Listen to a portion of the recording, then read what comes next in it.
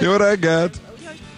Egy picit ez a friss levegőn, tudod, a pollen koncentráció, hiszen tudjuk, elmondtuk önöknek, hogy ma azért remek idő van, nézzék, alig bírunk, tényleg a szemünket nyitva tartani, alig bírjuk, hiszen gyönyörű, csodálatos napsütés van, tehát a pollen koncentráció igen magas lesz, ugye vigyázzanak majd erre is, akik érzékenyek, de egyébként semmi gond nem lesz, hidegfront ugyan érkezik állítólag, de az még nem minket nem érint. Reméljük, hogy gyorsan átvonul, és mondjuk holnapra már szép idő lesz, mert nagyon fontos lenne, hogy Kiskunhalas környékén süssön a nap egész hétvégén, hiszen a magyar díjugratás egy komoly eseményre készül, a díjugrató magyar bajnokságra, úgyhogy ezzel kapcsolatban köszöntjük a Magyar Lovas Szövetség díjugrató szakbizottságának elnökét, Szotyori Nagy Kristófot. Jó reggelt kívánunk! Jó reggelt. És a háttérben már látjuk, hogy gyakorlatoznak a versenyzők. Felépítettünk egy kis pályát, úgyhogy köszönjük szépen ebben a segítséget is, hogy ezt meg tudjuk itt mutatni. Hát a díjugratás egyébként egy gyönyörű szép és nagyon látványos sportág, de ez Magyarországon mennyire rendelkezik nagy hagyományokkal?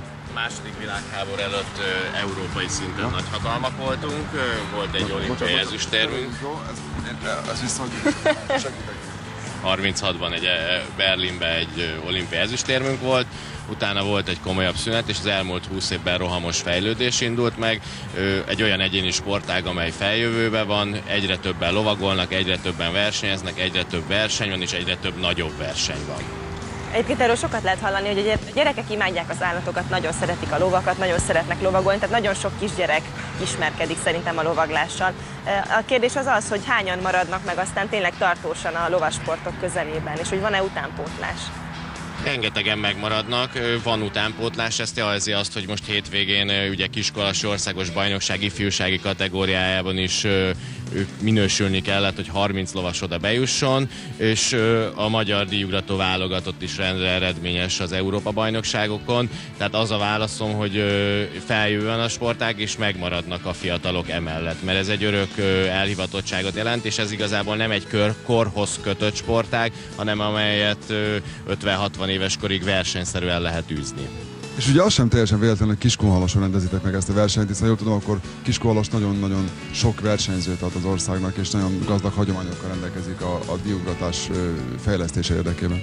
Így van, tehát ez a sportág talán az egyetlen, ami nem annyira Budapest-centrikus. Kiskunhalas az egyik bázisunk, ott a város közepén van egy hatalmas nagy lovas aréna, ahol régebben ugye a határőrség keretein belül, most a város rendezésében kerül megrendezésre az országos bajnokság. Ez inkább technikai sportág, ez fejben dől el, ez nyilván egy komoly kapcsolat a lovas és a ló között, vagy szóval mi az, ami szerint ez igazán múlik? Kiknek a versenye ez valójában? A lovaké, a lovasoké? Mi múlik? Azt kell mondanom, hogy egy speciális sportág, technikai sportágok közé szokták sorolni, de ugye egy fizikai állapotot is kell elérni, hogy megfelelő legyen. Ez azért szép, mert egy élőlény, egy legintelligensebb élőlény, és az ember közös kapcsolatának eredménye, és abból lesz egy komoly sportértékű eredmény. Tehát nem tudom más sportághoz hasonlítani, a lovasport és azon belül a díjugratás egy egyedi, de egy nagyon szép sport. Beszélgessetek, én gyönyörködök. Itt hagysz egy picit, jó. Hát ugye ez egy 4 napos verseny, amiről beszélünk, 25. és 29. között rendezitek meg. Azért 4 nap elég hosszú egy verseny szempontjából. Mi az, ami magán a versenyen, a konkrét versenyen kívül történik ott? Miért érdemes kilátogatni Kiskunhalasra?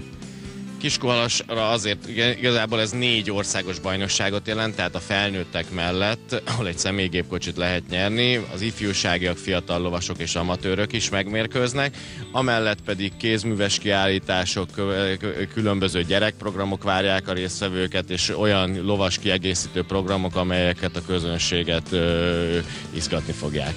És természetesen maga a verseny 25. és 29. között, tehát, hölgyeim és uraim, díjugrató verseny Kiskunhalason. Köszönjük szépen neked és a lovasoknak is, elfáradtatok hozzánk. Megyünk!